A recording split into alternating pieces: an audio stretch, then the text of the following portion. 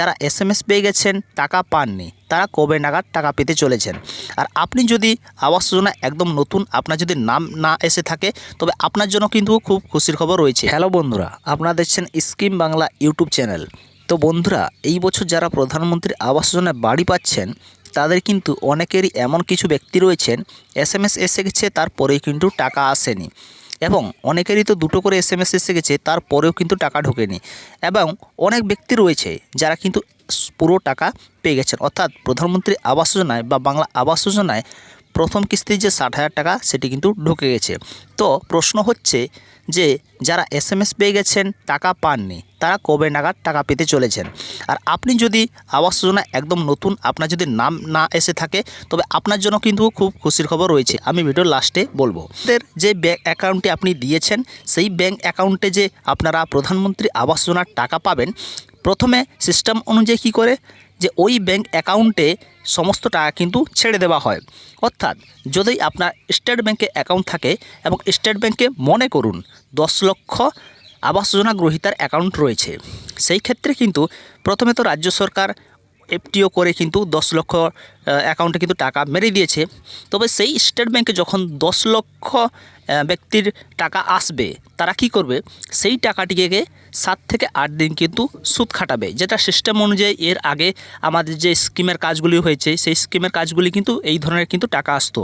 7 থেকে 8 দিন কিন্তু ব্যাংক তারা সুদ খাটিয়ে নেবে, তারপরে ধাপে ধাপে আস্তে আস্তে করে 7 থেকে 8 দিনের মাথায় পর সেই টাকাগুলি ছাড়বেন ওনারা। প্রথম দিন ছাড়বে 2000 ব্যাঙ্ক অ্যাকাউন্টে টাকা, তারপরের দিন ছাড়বে 2000 ব্যাঙ্ক অ্যাকাউন্টের টাকা, এইভাবে করে তারা 10 লক্ষ অ্যাকাউন্টের টাকা কিন্তু ছেড়ে দেবে, তারপরে আপনাদের কিন্তু অ্যাকাউন্টে টাকা এসে যাবে।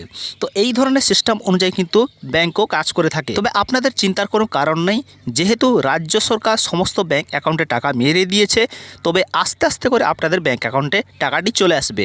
তো এই ছিল আজকের ছোট্ট কমেন্ট্রির উত্তর। এবার আসা যাক যারা নতুন আবাস যোজনা পাননি, এবার তাদের জন্য খুশির খবর। মুখ্যমন্ত্রী মমতা বন্দ্যোপাধ্যায় কিন্তু ইতিমধ্যে ঘোষণা করে দিয়েছেন 2026 সাল 16 লক্ষেরও কিন্তু বেশি আবাস যোজনায় নাম কিন্তু এন্ট্রি করানো যাবে। সেক্ষেত্রে আপনি চাইলে বাড়িতে বসে সেই নামটি এন্ট্রি করতে পারবেন। কিভাবে করবেন? আমাদের এই ভিডিওর ঠিক ডেসক্রিপশন বক্সে একটি নাম্বার থাকলো, সেই নাম্বারে আপনি ফোন করবেন।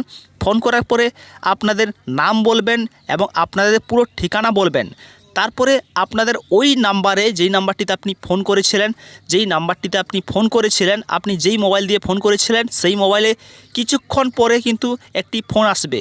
সেটি কিছুক্ষণ হতে পারে কিংবা 24 ঘন্টার আন্ডারে কিন্তু সেই নাম্বারে কিন্তু একটি ফোন আসবে অফিসিয়াল নাম্বার থেকে। আসার পরে আপনাদের কিন্তু জিজ্ঞাসা করা হবে যে আপনি কি সত্যি আবাস যোজনার জন্য একজন প্রাপক এবং আপনার কি রয়েছে সেগুলি তাদের সিস্টেম অনুযায়ী এবং তাদের যে সমস্ত নিয়ম রয়েছে সেই নিয়ম অনুযায়ী আপনাদের যাচাই করবে।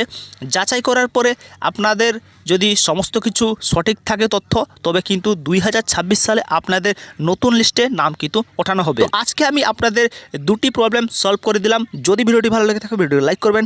আমাদের চ্যানেলে যদি আপনি একদম নতুনবারের মতো দর্শক, চ্যানেলটিকে আজই এক্ষুনি সাবস্ক্রাইব করে রাখুন নতুন লেটেস্ট রিলেটিভ ভিডিওগুলি সবার আগে পাওয়ার জন্য।